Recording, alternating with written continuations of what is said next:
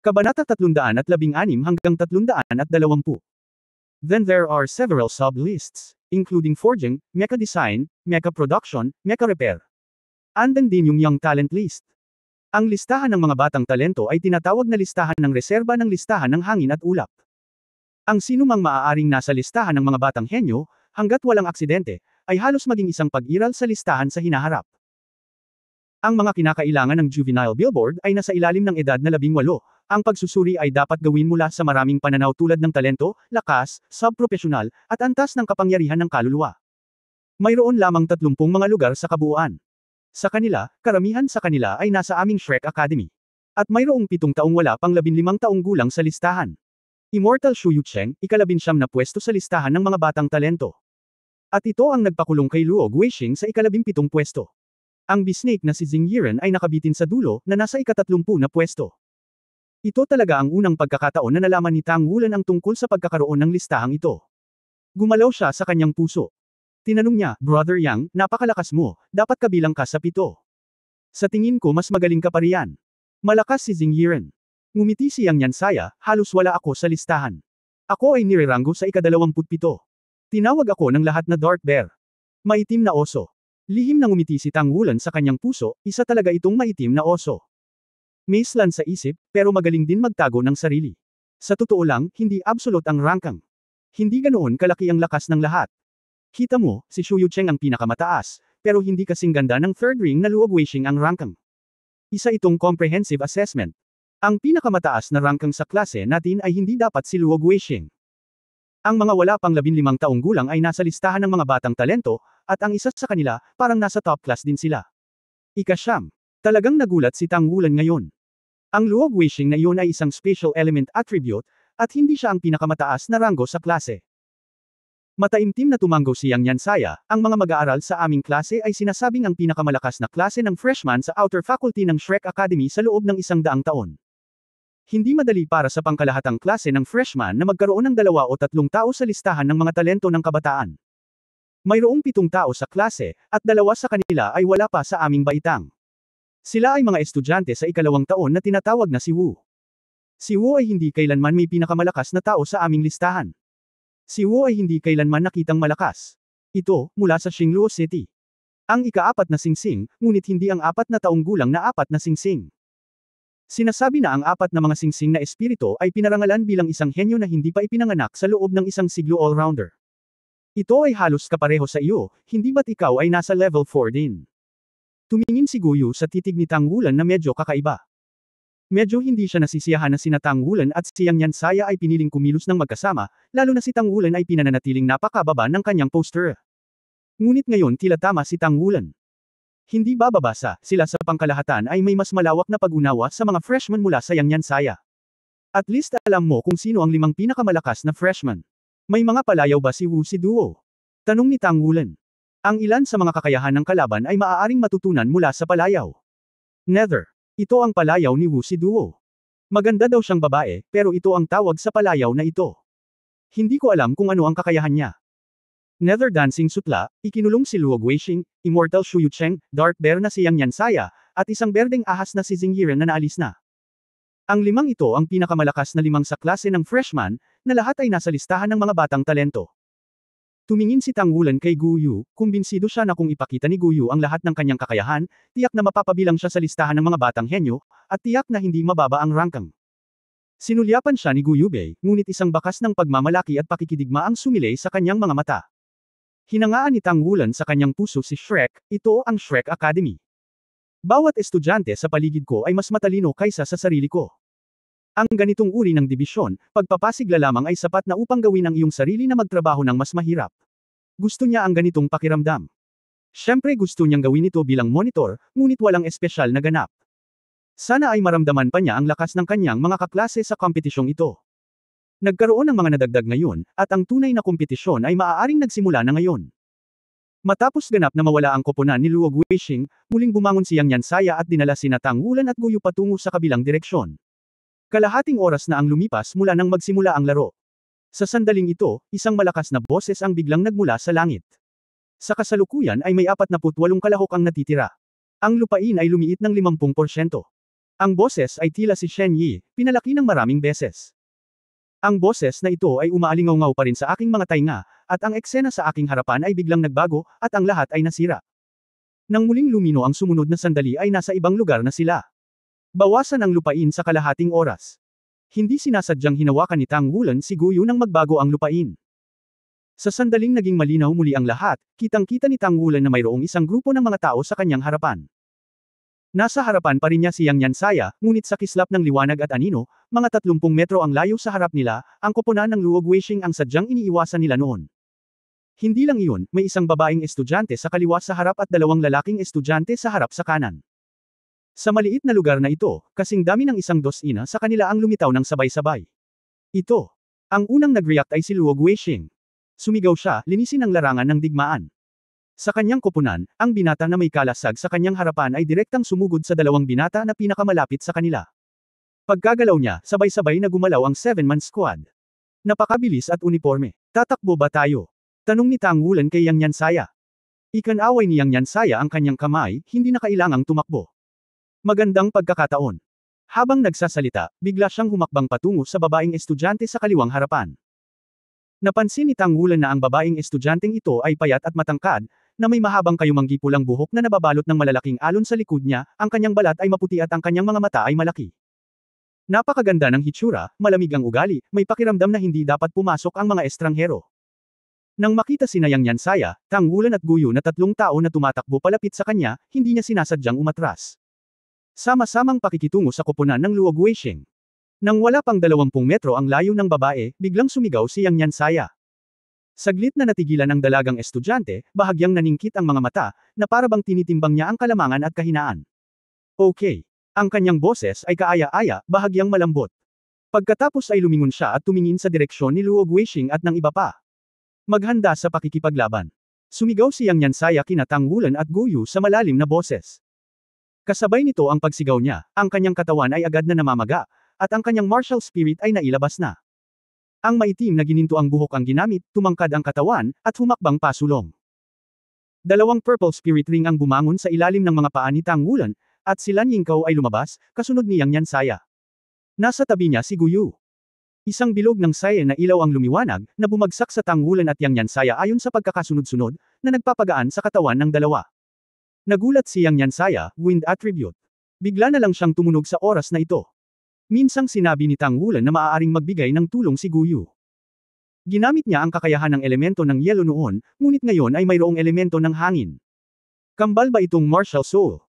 Ngunit ang sorpresa ay panandalian, pagkatapos ng lahat, hindi pa niya narinig ang pangalang Guyu sa listahan ng mga batang henyo. 2 ilaw na pilak ang lumitaw sa paanan ng 2 binata sa bandang kanan. Ang binata sa harapan ng pangkat ni Luo Guixing ay biglang bumilis. Tinamaan ng kalasag ang isa sa kanila, ngunit hindi napatumba sa hangin ang kalaban. Sa halip, tila nakadikit ito sa kalasag. Sa likod, winagaway ni Xu Xiaoyan ang ice stick sa kanyang kamay, at isang ice spear ang nahulog sa isa pang teenager, na naging puting liwanag. Kasabay nito, 2 ilaw ng espada ang dumaan, at ang batang natama ng kalasag ay naging puting liwanag at nawala. Mula sa laban hanggang sa resolusyon, ilang paghinga lang. Ibig sabihin, nang batiin ni Yang Nyansaya ang babae sa kabilang panig, nalutas na ang labanan dito. Ang mataas na kahusayan ay nakamamanghang. Palaging nakangiti si Luo Guixing, ngunit ang silver light ay nananatili sa kanyang katawan, 2 dilaw at 1 purple, at 3 spirit ring ang kumikinang. Matapos malutas ang 2 kalaban, natural na tumalikod ang koponan. Ang binata na may hawak ng kalasag sa harap ay humarap sa dalaga na nasa harap ng gilid ni Tang Wulan. Tahimik na lumitaw ang isang silver light sa paanan ng dalaga. Sa pagkakataong ito ay nakita ni Tang Wulan ng malinaw, at ang espasyo ay biglang lumiko sa tabi ng babae. Ang malaking presyon ay pumipilit papasok. Space lock. Ang unang kakayahan ng kaluluwa ni Luo Guixing. Dati, siya ang 2 mag-aaral na kontrolado ng makapangyarihang kakayahang makulong na ito. Ang kanyang space lock ay hindi maaaring i-lock ang kalaban, ngunit maaari lamang lumitaw sa isang nakapirming posisyon, kaya kailangan niyang gumawa ng mga tumpak na hula. Obviously, napakagaling niya sa aspetong ito. Nagkataon lang na ito lang ang paraan para pumunta ang dalaga. Sa momentum ng dalaga noon, dapat ay ang martial soul ang hindi makaiwas dito. Ngunit sa sandaling ito, isang kakaibang eksena ang lumitaw. Ang katawan ng dalaga ay biglang naging ilusyon, at pagkatapos ay ang mga mag-aaral ng lahat ng naruroon ay nagsimulang lumiit. Isang bilog, dalawang bilog, tatlong bilog, apat na buong bilog ng spirit ring ang bumangon mula sa paa ng babae, at lahat ng mga ito ay Purple Thousand Year Spirit Ring. Wu Ziduo. Mahigit kalahati ng mga estudyanteng naruroon ang bumulalas, kasama na si Tang Wulan. Ngayon ko lang narinig ang pangalan ng babaeng henyo na ito, pero hindi ko inaasahan na makikita ko ito kaagad. Kasabay nito, hinuhusgahan din ni Tang Wulan na malamang na kinilala niyang Nyansaya si Wu Ziduo, kaya pinili niyang makipagtulungan sa kabilang partido. Bagamat ang pangkat ni Luo Guixing ay malaki sa bilang, ito ay isang napakabuo na koponan.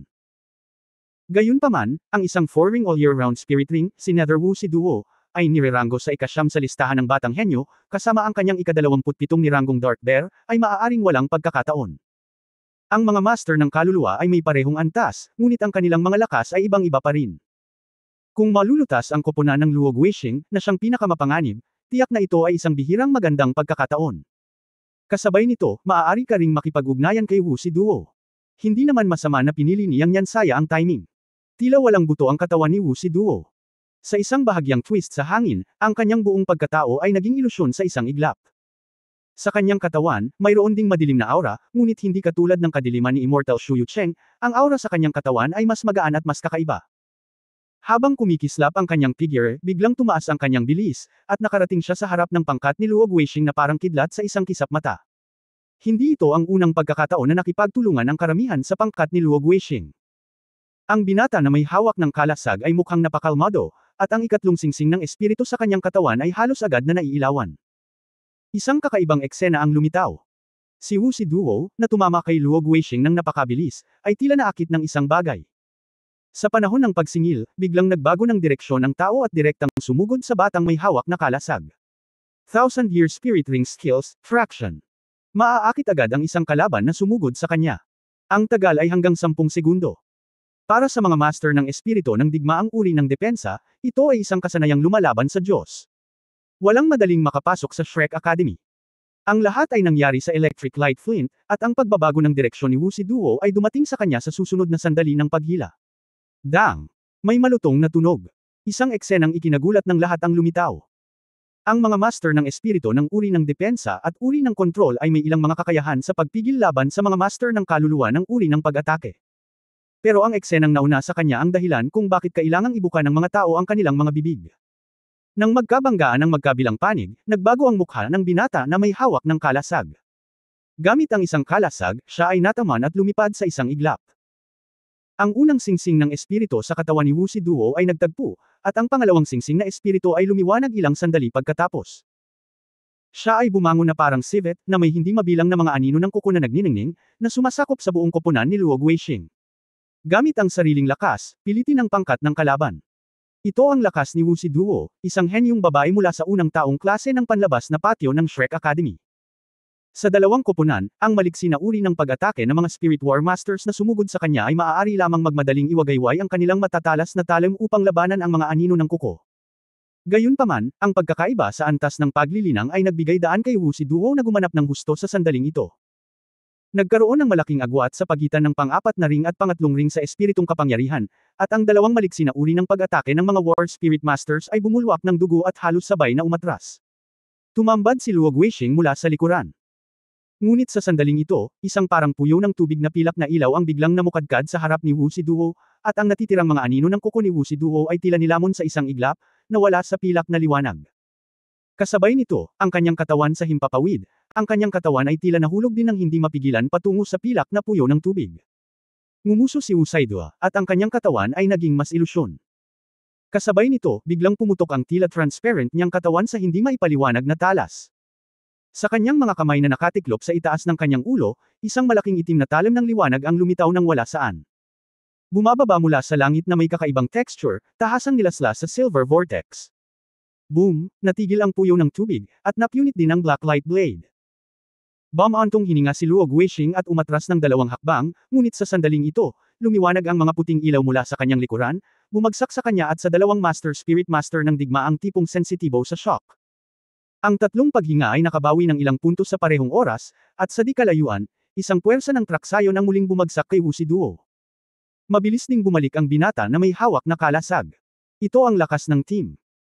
Bagamat si Wu Ziduo ay may kahangahangang explosive power, humarap sa isang buong team, nang harangin ni Luo Guixing ang kanyang pinakamabangis na combo, nagsimulang magpakita ang pinagsamang epekto ng team. Ang isang bilog ng mga gulong ng yelo ay lumitaw ng eksakto sa itaas ng kanyang ulo, at ang nakakagat na lamig ay tumagos. Ang mga gulong ng yelo ay natunaw sa hangin at naging malasutla na asul na liwanag na tumakip sa kanila, na naging dahilan upang maging mabagal ang mga galaw ni Wu Ziduo saglit. Si Xu Xiaoyan ay mayroon lamang 2 spirit ring ngayon, ngunit hindi ito nakakaapekto sa kanyang kontrol. Sa nakalipas na ilang taon ng paglilinang, siya ay nagsumikap din, palaging pinagbubuti ang sarili, baka siya ay maiwan ng kanyang mga kasama. Bagamat hindi niya magagamit ang Star Wheel Eye Stick sa araw, unti-unti niyang isinasama ang mga espiritong kakayahan na taglay ng kanyang Eye Stick, at kinokontrol ang mga kakayahan ng espiritu ng may magandang espiritual na kapangyarihan, na ginagawang mas kontrolado at makapangyarihan ang kanyang orihinal na mga kakayahan sa espiritu. Mas malakas. Naramdaman ni Wu Ziduo na siya ay nasa kumunoy. Sa ilalim ng dalawahang kontrol ng defense type na Battle Spirit Master ng kalaban at si Xu Xiaoyan, kakatapos lang niya ng mga pag-atake at hindi pa nakakabawi ng kanyang hininga. Ilang sandali pa ay parang medyo nakakahiya ang sitwasyon. Sa sandaling ito, isang malakristal na asul na puno ng ubas ang tahimik na humakbang sa kanya, ang baging ay nanginginig ng husto, at isang malaking puwersa ng paghila ang biglang dumating. Bagamat hindi siya ma-atras, na-control din ito. Ang kanyang katawan ay hindi kinaladkad ng kalaban. Isang malakas na inumin ang tumunog sa kanyang tabi, at ang malaking figure ay tumawid sa harap ni Wu Ziduo. Kasabay nito, biglang umangat ang matangkad niyang katawan, tumaas ang mga kamao, at pagkatapos ay napahampas siya ng malakas sa lupa. Dahil sa marahas na dagandong at kaguluhan, ang buong larangan ng digmaan ay naging lumilipad na buhangin at bato sa isang iglap, at ang kontrol na nahulog kay Wu Ziduo ay biglang nawala ng walang bakas. Isang malaking ice cone ang isinilang na nakatikip mula sa himpapawid, tinakpan si Luo Guixing at ang iba pa, gamaan ang katawan ni Wu Ziduo, humigpit ang kanyang baywang, at hinayla na siya sa isang tabi. Naramdaman lamang ni Wu Ziduo na siya ay mainit, at sinugod niya ang isang mainit na yakap, at hindi namamali na ibinaling ang kanyang ulo upang tumingin, at nakita niya ang isang napakagandang mukha. Dahil ibinaling niya ang kanyang ulo upang tumingin sa gilid, ang nakita niya ay ang malalaking matingkad na mata at mahabang pilak mata ng katapat. Siya yun. Bilang isang kaklase, tiyak na nakilala niya na ang taong ito ay si Tang Wulan, na hinirang ng guro bilang forging committee ng guro. Ihahatid kita doon. Ang mga mata ni Tang Wulan ay palaging nasa direksyon ng larangan ng digmaan. Hinawakan niya ang baywang ni Wu Ziduo gamit ang 2 kamay, at pagkatapos ay lumingon sa kalahati at pagkatapos ay biglang nagpuwersa. Biglang naramdaman ni Wu Ziduo na parang nagmamaneho siya sa mga ulap. Lumipad sa himpapawid. Ang buong prosesong ito ay mabagal na sabihin, ngunit sa katunayan ang lahat ng ito ay nangyari sa pagitan ng electric light at flint. Sumunod ang figure ni Tang Wulan, ang pangalawang singsing ng espiritu sa kanyang katawan ay kumikislap, at ang mga asul na pilak na spike ay sumambulat halos kaagad pagkatapos ng ulan ng yelo sa kalangitan, na sumasakop sa koponan ni Luo Guixing. Ang pakikipagtulungan sa pagitan ng ilang mga tao sa wakas ay nagsimulang ipakita. Si Wu Ziduo ay nasa himpapawid, at si Yang Yansaya, ang maitim na oso sa harapan, ay sumugod patungo sa kalaban na parang bulldozer. Ang espiritong singsing sa kanyang katawan ay salit-salit na kumikinang, at ang maitim na gininto ang buhok ay sumambulat na may nakasisilaw na kinang. Hit! Sabik pa rin siyang mahulog sa kanya ang kaladkarin ng Defense Spirit Master. Sa oras na ito, si Luo Guixing, bilang utak ng koponan, ay nagpakita ng kamanghamanghang kontrol sa larangan ng digmaan. Nang makitang tatamaan na ni Yang Yansaya ang Defense-type Battle Spirit Master, biglang kumislap ang isang silver light, at ang Defense-type na Battle Spirit Master ay nawala sa hangin, at ang banggaan ni Yang Yansaya ay biglang nahulog sa bakanteng espasyo. Kasabay nito, ang 2 Agile Attack Type War Spirit Masters ay umikot na sa mga arko mula sa magkabilang gilid at sumugod kay Tang Wulan at Guyu sa likod ni Yang Yansaya. Ang kakayahan ni Yang Yansaya ay walang alinlangan na pinipigilan ang maliksi na uri ng pag-atake na Espiritu Master, kahit na ang uri ng pagtatanggol na Espiritu Master ay maaaring hindi siya mapigilan. Nang muling lumitaw ang nagtatanggol na Espiritong Master na may hawak ng kalasag, narating na niya ang gilid ni Luo Guixing. Ang pilak na liwanag sa mga mata ni Luo Guixing ay maliwanag, at ang una at pangalawang singsing ng espiritu sa kanyang katawan ay sabay na lumiwanag, at pagkatapos ay isa pang pilak na liwanag ang kumikislap, direktang bumagsak kay Yang Yansaya. Ang pinakamakapangyarihang bahagi ng mga kakayahan ng espiritu ng sistema ng kalawakan ay nasa kanyang instant cast, na hindi maiiwasan. Sa isang bulaklak sa harap ni Yang Yansaya, na-teleport na siya ng 15 metro ang layo, at sa parehong oras, siya ay mahigpit, at siya ay nahuli sa space confinement ng kalaban. Marahil, ang short-distance teleportation at space imprisonment na ito ay makokontrol lamang ang kanyang oras sa loob ng 2 o 3 segundo, ngunit para sa isang larangan ng digmaan kung saan ang isang koponan at isang koponan ay naglalaban, ang 2 o 3 segundo ay kung minsan ay sapat upang matukoy ang tagumpay o pagkatalo sa larangan. Si Yang Yansaya ay na-teleport, at si Tang Wulan at Guyu ay walang laman sa harap nila. Halos nagamit na ng dalawang maliksi na attack type Battle Spirit Master ang kanilang buong lakas, at sa loob ng isang segundo, sumugod na sila sa harapan nila. Sa kabilang banda, sumigaw ang Defensive Spirit War Master sa tabi ni Luo Guixing, at ang kalasag sa kanyang kamay ay tumayo sa itaas ng ulo ni Luo Guixing. Ang kanyang kapangyarihan sa kaluluwa ay ganap na nailabas at naging isang shield wall, pinuprotektahan sina Luo Guixing at Xu Xiaoyan sa tabi ni Luo Guixing. Sa likod nilang tatlo, ang dalawa pang Spirit Master ng team, ang isa sa kanila ay lumingon sa langit gamit ang dalawang kamay, at isang malaking bahagi ng mga ibong apoy ang bumangon sa kalangitan, at nakipagtulungan sa shield wall upang subukang harangan si Wu Ziduo. Ang ibang tao ay ang Oiliari Spirit Master na dati nang nadagdagan ng team. Puting liwanag ang bumungad sa kanyang katawan. Saan man dumaan ang puting liwanag, ang espiritu ng kapangyarihan ng lahat ng miyembro ng koponan ay tila bumuti. Ito ay isang napakalakas na pantulong na kakayahan, kapangyarihan ng kaluluwa. Taasan.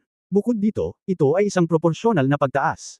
Ang ganitong uri ng kakayahan sa espiritu ay walang alinlangan na maaaring gumanap ng isang malaking papel sa isang 7 tao na koponan. Ang ngiti sa mukha ni Luo Guixing ay napawi, at sa oras na ito, ang kanyang buong pagkatao ay mukhang sobrang kalmado. Ang karunungan ay kumikinang sa kanyang mga mata. Walang duda na ang 4 na tao na koponan na pinamumunuan ni Wu Ziduo at Yang Yansaya ang pinakamalaking paglaban na naranasan niya sa ngayon. Gayunpaman, tiwala pa rin siya sa kanyang sarili dahil hindi siya isang tao, ngunit isang buong koponan. Palagi niyang itinataguyod na ang personal na lakas ay limitado, at ang lakas ng koponan ay walang katapusan. Bilang pinuno ng pangkat, kung paano ganap na maipakita ang lakas ng isang koponan ang pinakamahalagang bagay. Palagi niyang kinokontrol ang madla, at ang kono ng yelo sa kalangitan ay na-offset ng malaking bilang ng mga ibong apoy. Ang asul na pilak na damo na umaangat mula sa lupa ay bahagya ding naharang ng Defensive War Spirit Master bago inilunsad ang shield wall. Si Yang Yansaya ay pinaalis, na isang mahalagang bahagi ng kanyang paghatol sa buong larangan ng digmaan. Walang alinlangan na si Wu Ziduo ang pinakamahirap pakitunguhan, ngunit kumpiyansa si Luo Guixing na kaya pa rin niya itong talunin sa lakas ng koponan. Ang kailangan niyang gawin ngayon ay pahinain ang kalaban at palawakin ang kanyang kalamangan. Sa makatuwid, ang unang bagay na mapupuksa ay ang dalawang pinakamahina na link ng kalaban. Pagkatapos ay sinubukan niyang harapin ang maitim na oso na sina Yang Yansaya at Nether Wu Ziduo, na sikat sa listahan ng mga batang henyo na katulad niya. Sa isang kislap ng asul na liwanag, tahimik na bumalot sa baywang ni Guyu ang isang asul na pilak na baging ng damo. Malakas na hinayla ni Tang Wulan, at malapit na sa kanya si Guyu. Pagkatapos ay muli niyang inilunsad ang Blue-Silver Spike Array, at kasabay nito, nag-squat siya, isinama si Guyu, at nat-acton ng Blue-Silver Spike Array. Ang dalawang agile attack type Spirit Masters na sumugod sa kanila ay parehong napakahusay. Naramdaman nilang sumabog ang asul na pilak na damo sa ilalim ng kanilang mga paa. Halos sabay na tumalon ang dalawa. Gayunpaman, ang asul na pilak na damo sa ibaba ay masyadong siksik, at agad na nawala sa kanila si Tang Wu. Bakas ni Lin at Guyu. Sa kabilang panig, nakalaya na si Yang Yansaya mula sa kontrol, at sumugod muli sa kalabang koponan sa Dagandong. At sa wakas ay ipinakita ni Wu Ziduo sa langit ang kanyang malakas na kakayahan na mag-rank sa nangungunang 10 ng listahan ng batang henyo. Nakatayo sa hangin, niyugyug ni Wu Ziduo ang kanyang katawan. Sa proseso ng paghagis ni Tang Wulan sa hangin noon, ang kanyang sariling espiritong kapangyarihan ay ganap na muling naayos. Ang ika-4 na singsing ng espiritu sa kanyang katawan ay kumikislap, at ang kanyang buong pagkatao ay biglang nahati sa 3, na lumilitaw sa 3 magkakaibang direksyon sa hangin. Ang 3 figure ay lahat ay mukhang transparent, na parabang hindi sila apektado ng anumang puwersa. Pagkatapos ay sabay-sabay na lumusab ang 3 figure. Ang pangalawang singsing ng espiritu sa kanyang katawan ay sabay na lumiliwanag, at ang pang-4 na singsing ng espiritu ay nagniningning ng magkasama, at ang mga kuko sa kalangitan ay higit pa sa mga ibong apoy at mga kalasag na umaakyat sa kalangitan na pinagsama. Head-to-head. Ang babaeng ito ay halatang mahusay sa bilis, ngunit muli ay pumili ng isang head-to-head na paraan ng labanan. Isang sunod-sunod na dagandong ang umalingaw sa hangin, at bahagyang nagbago ang ekspresyon ni Luo Guixing. Sa mga tuntunin ng paglilinang, ang kalamangan ni Wu Ziduo ay masyadong halata. Oo naman, walang vanity sa ilalim ng prestihiyosong pangalan. Ang Spirit Master na naglabas ng Firebird at ang Defense Type War Spirit Master ay sabay na bumantong hininga, at ang kanilang figure ay nanginginig. Ngunit sa pagdami ng Oiliari type na War Spirit Master, sa wakas ay halos hindi na nila napigilan ang buong pag-atake ni Wu Ziduo. Muling lumitaw ang Silver Vortex, at ang makatiis sa personal na lakas ni Wu Ziduo ay ang 1000-year Spirit Ring skills ni Luo Guixing. Gayunpaman, sa sandaling lumitaw ang pilak na liwanag, ang liwanag ng pangalawa at ika-4 na espiritong singsing sa katawan ni Wu Ziduo ay biglang nagtagpo, at napalitan ng nagniningning na unang singsing ng espiritu. Ang kanyang bilis ay biglang tumaas, naging isang stream ng liwanag sa hangin, na bumabagsak mula sa kalangitan. Nagmadaling dumiretso sa Oiliari Soul Master. Nether Stab, ito ang tunay niyang layunin. Siya ay nireranggo sa ika-9 sa komprehensibong pagsusuri, hindi brute force. Mula sa simula hanggang sa wakas, siya ay napakalmado. Ngunit sa sandaling ito, isang napakatalim na sibat ng yelo ang biglang bumaril mula sa gilid, at ang posisyon nito ang nagkataon na ang tanging paraan para sa kanyang makamulto na tulak. Ang sibat ng yelo ay sobrang solid, at asul na liwanag ang sumilay dito. Walang alinlangan na hanggat ito ay tinamaan, ito ay hindi nangangahulugang isang komportableng bagay. Gumamit si Wu Ziduo ng ilang magkakasunod na kakayahan sa espiritu, at naapektuhan din ang sarili niyang espiritong kapangyarihan. Naisip pa ni Luo Guixing si Xu Xiaoyan sa likod niya sabay thumbs up. Bagamat may dalawang link lang si Xu Xiaoyan sa labanan ngayon para sa pinuno ng squad, na ipakita niya ang pangunahing papel ng gitna at kanan ng higit sa isang beses, at palaging makakagawa ng aksyon sa pinakaangkop na oras. Si Luo Guixing ay hindi pinahintulutan na magbigay ng mga pointer, at napakahusay niyang nakipagtulungan sa kanyang mga kasama. Masasabing ginampanan niya ang papel ng isang pandikit sa koponan, upang makuha niya ang pagkilala ng iba pang mga kasosyo sa pag-aayos ng dalawang singsing sa maikling panahon. Gayunpaman, sa sandaling ito, lumitaw ang isang eksena na hindi inaasahan ng lahat. Sa isang panunuya sa sulok ng bibig ni Wu Ziduo, nakaharap sa matalim na sibat ng yelo, hindi siya nakaiwas. Ang 4 na purple spirit ring sa kanyang katawan ay biglang nagtagpo at napalitan ng nag-iisang purple spirit ring. Kasabay nito, biglang, isang layer ng nakakatusok na puting liwanag ang sumambulat mula sa kanyang katawan, at ang kanyang katawan ay bahagyang namamaga, at isang layer ng puting buhok ang tumakip sa kanyang buong katawan. Ang nag-iisang purple na spirit ring ay agad na kumislap, nang makita ang sandali na ang ice spear ay malapit nang mahulog sa kanyang katawan, si Wu Ziduo ay nag-backhand shot lang. Sa dulo ng kanyang mga daliri, nakausli ang mga gininto ang kuko, at agad na nabasag ang sibat ng yelo. Kasabay nito, bumagsak ang katawan sa lupa, isang palad ang tumama sa ulo ng Oiliari System Spirit Master, isang puting ilaw ang kumislap, at tinapos ng Oiliari System Spirit Master ang kompetisyon. Kambal na espiritu. Umirap si Luo Guixing. Oo, sa sandaling iyon, biglang lumipat si Wu Ziduo mula sa orihinal na 4 na singsing sa isang spirit ring lamang, at ang martial spirit ay nagbago ng husto. Isa lang ang posibilidad sa sitwasyong ito, iyon ay, kambal na martial spirit. Si Nether Wu Ziduo pala ay isang kambal na martial soul. Hindi alam ng marami ang tungkol sa bagay na ito. Hindi lang si Luo Guixing ang nagulat, maging si Yang Yansaya, na pansamantalang kasama, ay nagulat din sa parehong oras. Hindi katakataka na mataas ang ranggo ng mga tao, may ganitong antas pala sa kanila. Iyan ay isang tunay na kambal na martial soul. Pagkalapag, si Wu Ziduo ay hindi idle, ang kanyang buong katawan ay natatakpan ng isang layer ng ginintoang liwanag, at siya ay mayroon lamang isang kaluluwang kakayahan, ngunit ang kanyang cultivation base ay nasa itaas ng 40 antas, na katumbas ng pagiging pang-4. Ang lakas ng Spirit Ring. Diretso siyang sumugod sa malayuang umaataking Spirit Master na nagpakawala ng Firebird. Sinampal niya ang pag-atake ng Firebird ng kalaban. Nang walang puwang para sa oras, isang Silver Light ang kumislap, at ang long-range attacking Soul Master ay iniligtas ni Luo Guixing at lumitaw sa kabilang panig. Gayunpaman, gaano man kalakas ang kakayahang kontrolin ni Luo Guixing, isa lamang siyang free-ringed Spirit Master, at limitado rin ang kanyang mga kakayahan. Matapos iligtas ang kanyang kasama, si Yang Yansaya, na sumugod sa kabilang panig, ay hindi pinansin. Ang nagtatanggol na espiritong master na may hawak na kalasag ay maaari lamang magngangalit ng kanyang mga ngipin at bumati sa kanya ng isang shield strike. Si Yang Yansaya ay na-teleport ni Luo Guixing noon, at ang pakiramdam ng kawalan ng kakayahan na magpuwersa ay nagpapasakit sa kanya. Sa mga oras na ito, sa wakas ay nakalapit na siya, paano siya maawa? Boom! Napunit ang kalasag. Ang Defensive Spirit Master ay direktang nataman at lumipad, at sa sandaling ito, isang piraso ng asul na pilak na damo ang tahimik na humakbang sa baywang ng nagtatanggol na Espiritu Master, at hinayla siya pabalik pagkatapos na matambas sa hangin. Pagbalik niya, gumawa ng suntok si Yang Yansaya, ginawa itong puting liwanag at nawala sa ere.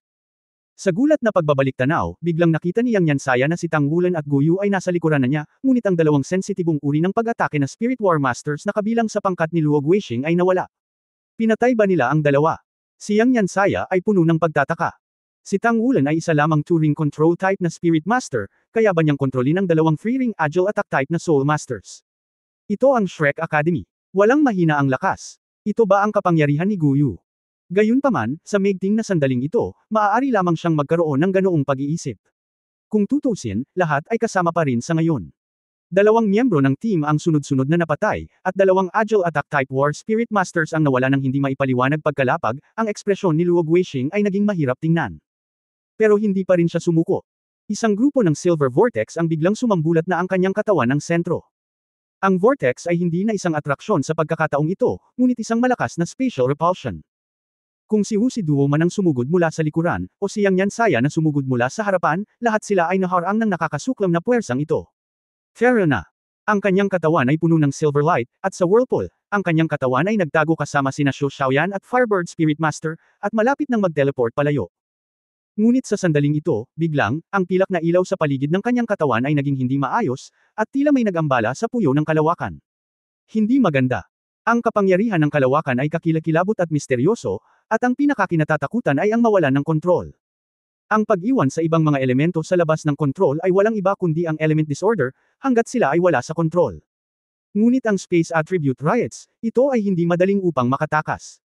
Ang enerhiya ng kalawakan na dapat na mag-alis sa kanila ay biglang sumabog, at lumitaw ang mga bitek sa kalangitan.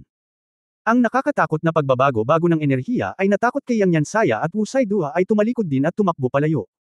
Si Luog Weishing ay umungal ng hindi sinasadya, sa susunod na sandali, ang kanyang katawan ay nilamon na ng kapangyarihan ng espasyong iyon. Lumunok din kasama niya ang Firebird Soul Master. Pareho silang nagkapira-piraso sa kaguluhan ng kalawakan. Ito ay nagiging puting liwanag at nawawala. Sa katunayan, ito ang kawalang ingat ni Luog Weishing. Hindi niya maisip kung bakit siya ang may kontrol sa napakakinis na kakayahan sa espasyo ay mawawalan ng kontrol. Kasabay nito, ang kanyang sariling pagkonsumo ay isa rin sa mga dahilan. Ang mataas na pagkonsumo at ang dobleng pagbaba ng mental power at soul power ay nagdulot ng ilang problema sa kontrol ng espasyo. Ang figure ay kumislap, at isang tao ang nahulog sa lupa. Halos walang pag-aalinlangan niyang itinaas ang kanyang mga kamay at sumigaw, "Sumuko ako, susundin ko kung sino man ang manalo sa inyo." Hindi ba si Shu Xiaoyan? Ang koponan ni Luog Weishing ay biglang bumagsak sa loob ng maikling panahon. Isa na lang sa 7 ang natira. Nanatiling hindi nagbabago ang ekspresyon ni Wu Saidua, ngunit bahagyang gamaan ang loob ni Yang Yansaya, ngunit ang kanyang mga mata ay nakatuon sa katawan ni Wu Saidua. Nang hindi binibilang si Shu Xiaoyan, kaharap na nila ngayon si Wu Siduo 3-1. Sa nakaraang laban sa koponan ni Luog Weishing, malaki ang nagawa ni Wu Siduo. Patuloy niyang ginamit ang makapangyarihang libong taon na kakayahan ng espiritu, kasama ang paglipat sa pangalawang martial spirit at pagkatapos ay ginamit ang kakayahan ng espiritu.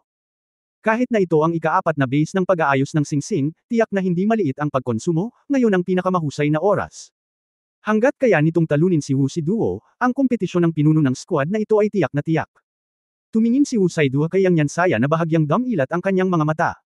Hindi niya sinasadyang umalis, ang kanyang katawan ay kumikinang sa gintong liwanag. Huwag palampasin ang pagkakataon. Sigaw ni Yang Yansaya, at pagkatapos ay sumugod patungo kay Wu Siduo. Alam niya na kung papayagang makabawi si Wu Siduo, kung gayon, sa lakas ng 4 na singsing ni Wu Siduo, kahit na idagdag pa niya sina Tang Wulen at Guyu, hindi siya ang magiging kalaban niya. Ang pinakamahalagang bagay ay talunin ang kalaban habang siya ay mahina. Nang nagmamadaling pumunta sa Wu Siduo, naalala pa rin niya na si Shu Xiaoyan sa lupa ay sumigaw, "Masikip kami, sumunod ka sa amin." Gamitin ang lahat ng magagamit na mapagkukunan, kahit na nakakaakit lamang ito ng atensyon ni Wu Siduo. Gampanan ng isang tiyak na papel. Si Shu Xiaoyan ay isang turing cultivation base lamang, talagang hindi niya ito nakita sa kanyang mga mata. Gayunpaman, ang hindi niya napansin ay nang sinunggaban niya si Wu Siduo, hindi gumalaw si Tang Wulen o Guyu. Si Shu Xiaoyan lamang, na nakaupo sa lupa, ang sumigaw, "Okay." Mukhang pumayag naman siya sa hiling niya. Ngunit hindi man lang itinaas ni Shu Xiaoyan ang ice stick sa kanyang kamay. Boom! Ang dalawang figure ay walang pakundangan na nagbanggaan. Kailangan kong sabihin na ang Dark Golden Bear Martial Spirit ay talagang nakakatakot sa mga tuntunin ng kapangyarihan. Malinaw na bumangga sa kanya ang espiritu ng pag-atake ng kapangyarihan ni Wu Saidua, at napaatras ng ilang hakbang sa isang iglap, nang may puwang sa kapangyarihan ng espiritu. Diye pa rin. Ang kumpiyansa ni Yang Yansaya ay tumaas ng husto, at ang madilim na gininto ang liwanag sa kanyang katawan ay bumukas muli, ang pangatlong singsing ng espiritu ay kumikinang, ang kanyang katawan ay biglang bumukol sa taas na 3 metro, wala siyang kahit katiting na awa para kay Xiang Yu, ang kanyang mga braso ay nakataas, at hinampas niya si Wu Siduo ng malakas. Sa sandaling ito, biglang gamaan ang katawan ni Wu Saidua, at muling lumitaw ang itim na liwanag sa kanyang katawan. Lumipat ng won. Isang pahiwatig ng kagalakan ang sumilay sa mga mata ni Yang Yansaya, at hindi siya natatakot na bumalik si Wu Siduo sa orihinal na 4-ring martial arts spirit. Mula sa mga nakaraang laban, naunawaan na niya na ang unang martial arts spirit ni Wu Siduo ay ang maliksi na sistema ng pag-atake. Bagamat ito ay makapangyarihan, ito ay batay sa kanyang sariling soul power cultivation base, at ngayon ay marami na siyang natupok. Malaki, gaano karaming kapangyarihan ng espiritu ang may iwan. Bilang karagdagan sa lakas, ang Dark Golden Bear ay sobrang defensive din. Si Yang Yansaya, na gumamit na ng kanyang ikatlong spirit ring, ay tiwala na hindi masisira ni Wu Siduo ang kanyang depensa. Mayroon din siyang suporta kay Tang Wulan at Guyu, at hindi dapat mahirap talunin siya. Habang si Yang Yansaya ay kumikinang, sa pag-aakalang makikita na ang tagumpay, biglang, isang kakaibang pagbabago ang lumitaw sa katawan ni Wu Siduo. Bagamat lumitaw ang itim na patong sa kanyang katawan, hindi nawala ang orihinal na kulay ginto. Nag-overlap ang dalawa, at isang kakaibang dark gold ang biglang lumabas sa katawan niya. Hindi lang iyon, tila naging kristal ang puting buhok sa kanyang katawan. Ngayon, ito ay parang kristal na seda. Sa sandaling yumuko siya, ang anyo ng tao ay nawala, na nagiging isang kakaibang puting tigre na transparent sa buong. Ano ito? Ang mga mata ni Yang Yansaya ay mapurol kaagad, at hindi pa niya narinig ang sitwasyon bago niya. Hindi ito ang totoong katawan ni Wan. Kahit na ang kanyang martial spirit ay isang puting tigre, ang martial spirit body ay magagamit lamang ng isang 7-ring soul saint level powerhouse, isa lamang siyang 4-ring soul sect, paano ito posible? Saglit lang ang kanyang pag-iisip, at ang Netherworld White Tiger, na mahigit 5 metro ang haba, ay kumislap at sinampal siya ng kuko. Si Yang Yansaya ay walang posibilidad na makaiwas, at siya ay naging liwanag at nawala sa hangin. Nang makita ni Tang Wulan at Guyu ang eksenang ito, kitang-kita sa kanilang mga mukha ang takot. Ito ay Self-Martial Soul Fusion Skill. Ang Martial Soul Fusion Technique ay nangangailangan ng dalawang Soul Masters na magkaroon ng napakataas na antas ng harmony sa pagitan ng Martial Souls. Kapag sila ay nakikipag-ugnayan sa isa't isa, ang mga Martial Souls ay sumasanib sa isa't isa upang makagawa ng isang malakas na puwersa ng pagsabog. Tulad ng kambal na magkapatid na kinaharap ni Tang Wulan at Guyu noon, napalingon sila sa isang iglap ng silaang ng ibabaw. Sa oras na ito, ang ipinakita ni Wu Siduo ay lampas din sa kanilang kaalaman. Isang posibilidad lang ang naiisip ni Tang Wulan para sa kakayahang ipinakita niya, iyon ay, ang pagsasanib ng sarili niyang martial arts. Sa madaling salita, ang kambal na martial soul ni Wu Siduo ay nagsanib sa isa't isa, na bumubuo ng isang martial soul fusion na kasanayan. Walang alinlangan, ang halaga ng paggamit ng spirit fusion technique ng mag-isa ay mas malaki kaysa sa dalawang spirit masters na magkasama, ngunit iyon ay pagkatapos ng lahat ng spirit fusion technique. Sa malakas na defensive power ni Yang Yansaya, lahat sila ay agad na napatay. Pumunta ka. Halos walang pag-aalinlangan na sinabi ni Tang Wulan. Sabay-sabay na reaksyon ni Guyu sa tabi niya, isang silver light ang kumislap, na humantong kay Tang Wulan na kumpletuhin ang isang instant transfer, at nawala sa kagubatan. Sila ay nagdusa ng isang malaking pagkawala ng mga kasanayan sa martial soul fusion sa unang lugar, paano sila matalas sa oras na ito? Tamang-tama, sa sandaling mawala sila, isang itim at puting dobleng kulay na ilaw ang dumaan, at ang Netherworld White Tiger ay biglang lumitaw sa dati nilang posisyon. Sumuko ako. Si Xu Xiaoyan, na nakaupo sa lupa, ay itinaas ang kanyang mga kamay at sumigaw ng walang pag-aalinlangan. Lumapag ang Netherworld White Tiger, ngunit sa sumunod na sandali ay naging ilusyon at baluktot ito. Sa isang kislap ng liwanag at anino, muling lumitaw si Wu Saidua. Medyo namutla ang mukha niya, pero may itsura pa rin siya habang nakatayo doon. Pinatunayan niya sa sarili niyang lakas na sa freshman class, siguradong siya ang karapat-dapat na numero 1 malakas. 4 na singsing, 4,000 taong singsing na espiritu, kambal na martial spirit, self-martial spirit fusion skills. Ang mga kakayahan na ito ay ang lahat ng nangungunang pag-iral sa mundo ng master ng kaluluwa. Lalo na ang self-body martial arts fusion skill ay hindi pa nagagawa sa Daoluo continent. Kapag siya ay 14 na taong gulang lamang sa taong ito, siya ay maaaring makapasok sa nangungunang 10 listahan ng mga batang henyo, salamat sa kanyang malakas na komprehensibong kakayahan. Ikaw, okay ka lang ba? Pansamantalang tanong ni Xu Xiaoyan. Lumingon si Wu Saidua, sumulyap sa kanya, at malamig na sinabi, napakahina na ako ngayon, ang aking katawan ay nasa napakasamang kondisyon, at ang aking kapangyarihan sa kaluluwa ay na-overdraw. Kung plano mong gawin ito ngayon, oras na. Halika na. Paulit-ulit na winiwagayway ni Xu Xiaoyan ang kanyang mga kamay, bakit, sinasamantala ko ba ang iba? Hindi kita tretuhin ng ganoon. Sabi ko sumuko ka, sayo ako. Nang makita ang kanyang Xiao Xiaoyan Ran, na may walang pusong tingin, sumimangot si Wu Saidua, at pagkatapos ay umupo sa lugar. Kung gayon, protektahan mo ako, magmumuni-muni ako. As she said, nakapikit talaga siya. Ngayon ay si Xu Xiaoyan naman ang medyo nataranta, iniisip sa sarili kung medyo malayo ba ang ginawa niya sa eksenang ito. Sa di kalayuan, nakita ni Tang Wulan at Guyu ang eksenang ito sa kakahuyan. Kumunot ang noo ni Guyu at sinabing, ano ang dapat kong gawin ngayon? Bahagyang ngumiti si Tang Wulan, huwag kang mag-alala, ang labanan dito ay nagdulot ng napakalaking kilusan, at dapat ay unti-unti itong makaakit ng iba. Ngayon ay natapos na ang kompetisyon. Sino ba ang ayaw matalo si Wu Siduo? Maghintay tayo ng pagkakataon dito. Wu bagaman malakas ang sariling martial arts fusion skills ni Siduo, ngunit ang pagkonsumo ay dapat na malaki, siya ay hindi na mas maraming mga pagkakataon na naaakit sa atin. Naglalakas loob na maging tahasan dito pag ninilay-nilay, o may nakatalikod na kamay sa halip na makipagsapalaran, maaari rin tayong maghintay dito at hayaan ang iba na subukang alamin kung ano ang kanyang likod na kamay. Umiling si Guyu, handa akong maghintay, ngunit ayaw kong maabala siya. Tumingin sa kanya si Tang Wulan na nagtataka, bakit? Mahinahong sinabi ni Guyu, gusto kong labanan siya sa pinakamalakas na estado. Ngumiti si Tang Wulan, ikaw. Napakatigas pa rin ng ulo. Okay, kung gayon paprotektahan natin siya. Ang laki talaga ng loob ninyong dalawa. Let me solve her now. Di ba? Hindi alam ni Exi kung kailan siya nakarating sa kanila. Sa katunayan, siya ay nagtatago sa dilim, tahimik na pinapanood ang lahat ng nangyari sa larangan ng digmaan. Umiling si Tang Wulan at sinabing, hindi, naisip ko lang. Tama si Guyu. Kung matatalo natin si Wu Siduo ng ganito ngayon, makumbinsi ba siya? Imposible iyan. Ganon din ang iba. Hindi makumbinsi. Kung gusto mong maging pinuno ng klase, sa Shrek, ang lakas pa rin ang una. Sa pamamagitan lamang ng pagpapakita ng sapat na lakas ng lakas ay maaaring makapasa ang ibang mga mag-aaral. Kaya't ang ibang mga mag-aaral ay makumbinsi. Yu, kailangan mong ipanggako sa akin ang isang bagay. Ano? Tanong ni Guyu. Sinabi ni Tang Wulan, alam kong hindi ka kumbinsido, ngunit hindi may kakailan na si Wu Siduo, na mayroong foreign cultivation base at ang pagsasanib ng sarili niyang martial soul, ay talagang mas mataas sa atin sa mga tuntunin ng personal na lakas.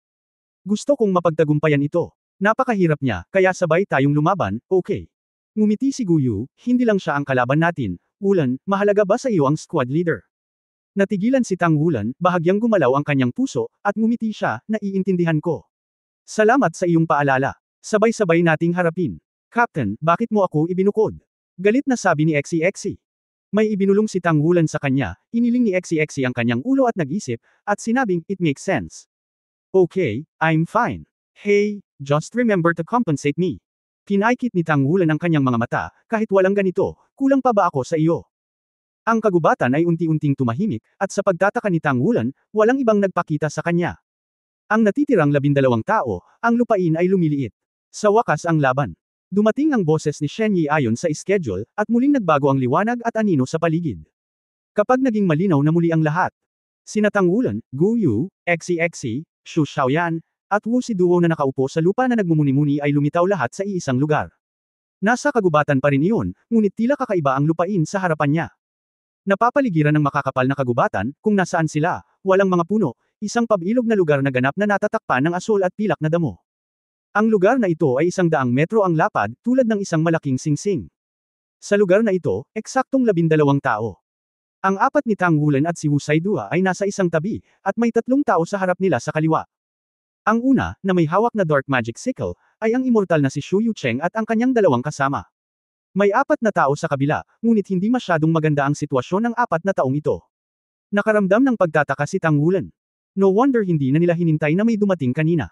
Lumabas na 12 na lamang sa kanila ang natitira sa larangan ng digmaan, at may 4 na iba pa na nasa mahinang kondisyon at nagpapagaling sa kanilang mga pinsala. Nagliwanag muli ang kanyang paningin. Si Immortal Shu Yucheng ang unang nagsimula.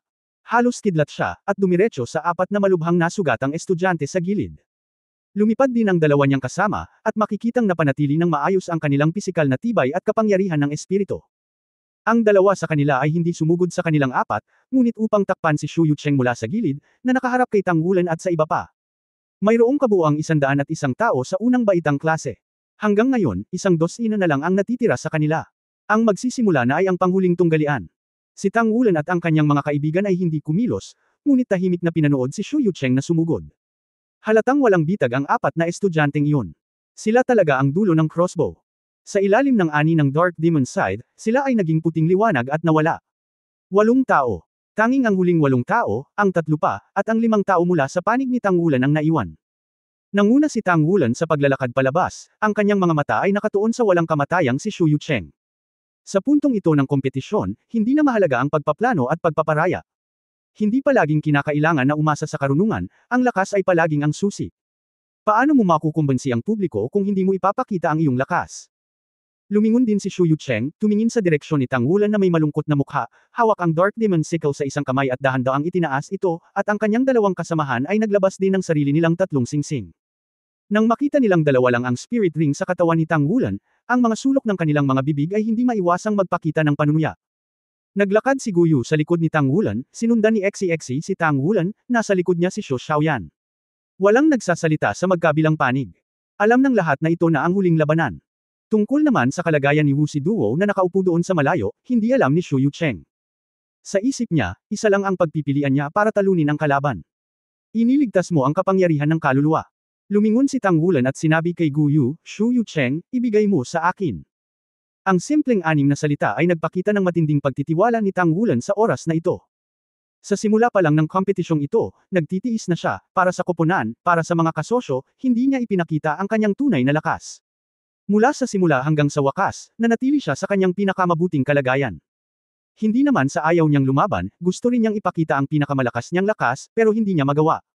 Bilang kapitan, kailangan niyang isaalang-alang ang buong koponan. Pero ngayon, wala na siyang pagdududa. Nais niyang makita kung ano ang pagkakaiba sa pagitan ng kanyang sarili at ang tunay na malakas sa mga kapantay na ito, ang listahan ng mga batang talento, sa pagitan nila.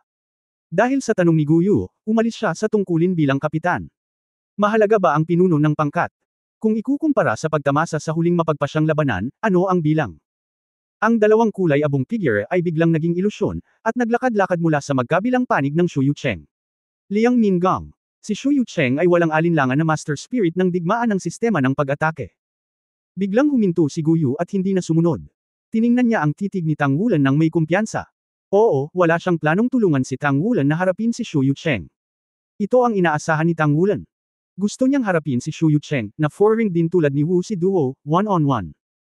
Walang alinlangan na sa mga tuntunin ng personal na lakas, si Shu Yu Cheng ay pangalawa lamang kay Wu Si Do sa buong klase sa unang baitang. Ang kanyang plano at pangkalahatang sitwasyon ay maaaring hindi kasing husay ni Luo Guixing, ngunit ang kanyang personal na lakas ay dapat na mas mataas kaysa kay Luo Guixing. Si Wu Changkong ay nagtuturo kay Tang Wulan at sa iba pa, na nakaharap sa tunay na malakas, at kinakaharap ang tunay na malakas, maaari ba nilang mas mapasigla ang kanilang sariling potensyal? Para kay Tang Wulan, tiyak na malaking hamon si Shu Yu Cheng, ngunit isa rin itong hamon na inaasahan niya. Para kay Gu Yu mismo, lumingon na siya at tumingin kay Wu Si Duo na naka-crossleg, at siya mismo ay nakaupong naka-crossleg at tahimik na naghihintay. Gusto niyang gamitin ang kanyang pinakamalakas na estado para harapin ang pinakamalakas na estado ni Wu Si Duo. Sa sandaling iyon, sa ilalim ng impluwensya ng atmosfera ng larangang ito, pareho silang nagbago ng isip ni Tang Wulan. Bakit hindi mabibigo? Sa pamamagitan lamang ng kakayahang makipagkumpetensya laban sa gayong kalaban ng one-on-one maaari kang tunay na umunlad. Ito ang huling banggaan. Lahat sila ay pumili ng sarili nilang kalaban, hindi na mahalaga ang tagumpay o pagkatalo, ang mahalaga ay ang proseso. Isang gintong liwanag ang bumungad sa katawan ni XCXC, at ang kanyang buong katawan ay nabalot ng isang layer ng liwanag.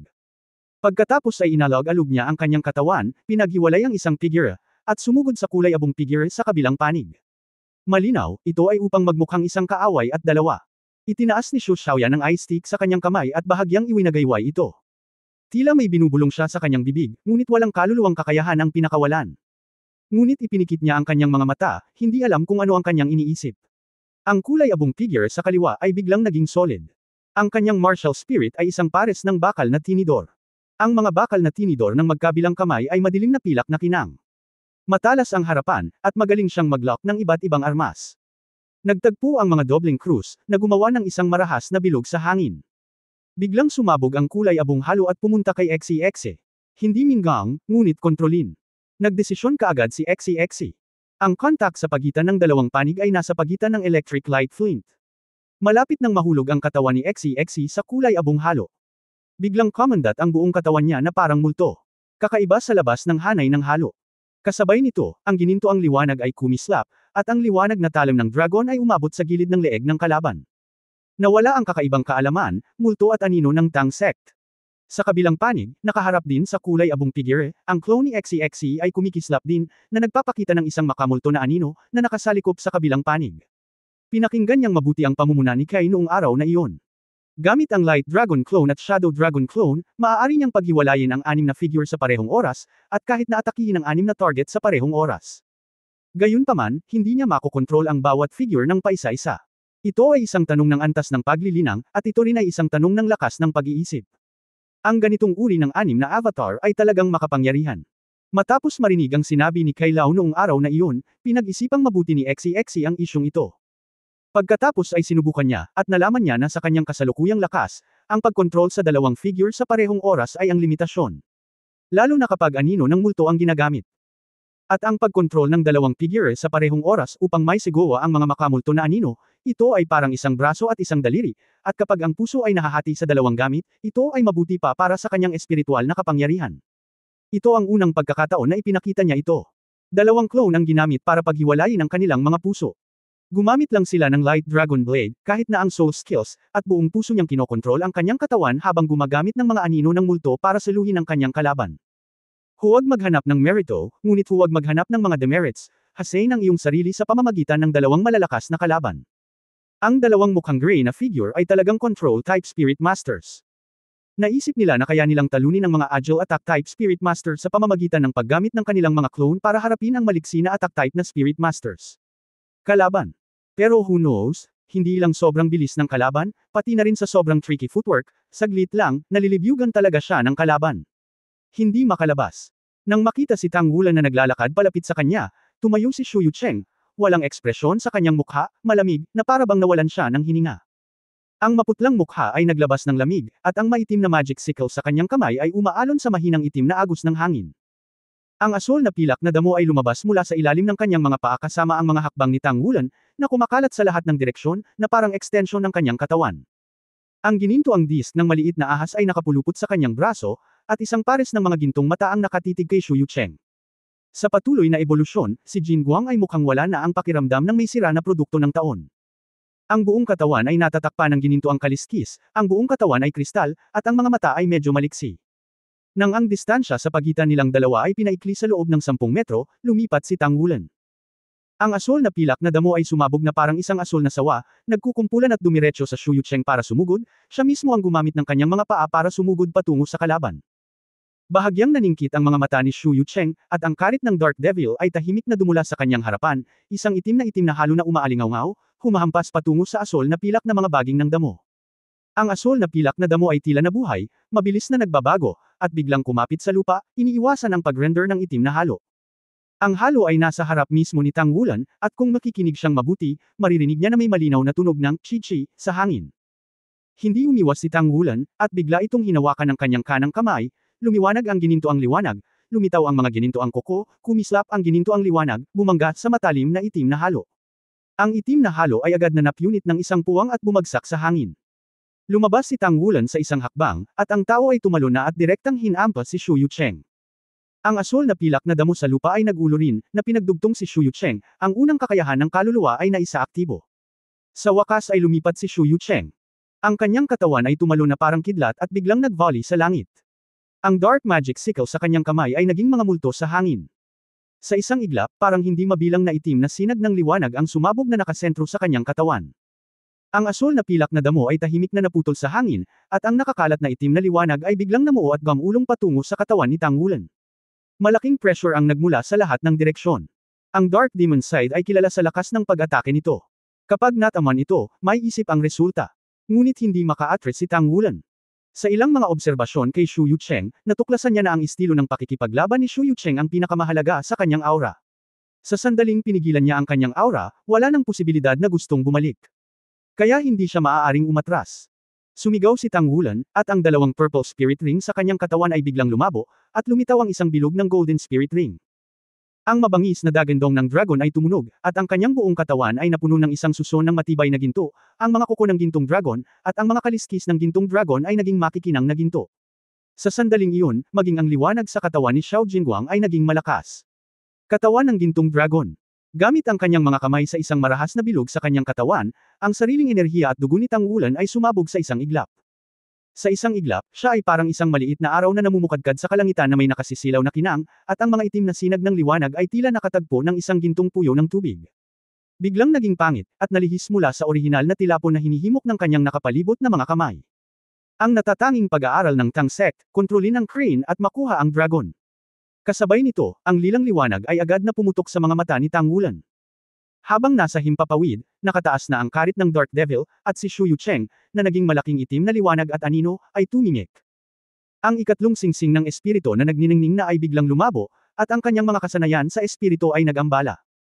Ang isang asol na pilak na puno ng ubas sa ilalim ng katawan ni Tang Wulan ay biglang naging ginto, at hinawakan ito sa lupa, marahas na pinatalbog si Tang Wulan pataas, palabas sa puwang ng itim na liwanag. Ang talam ng itim na liwanag ay dumaan sa kanyang katawan, na nag-iiwan ng mga bakas, ngunit ang malaking bahagi ng kapangyarihan ay naharang ng katawan ng gintong dragon, at agad na hinabol ni Tang Wulan si Shu Yucheng sa kanyang harapan. End of this chapter. Please like, share and subscribe.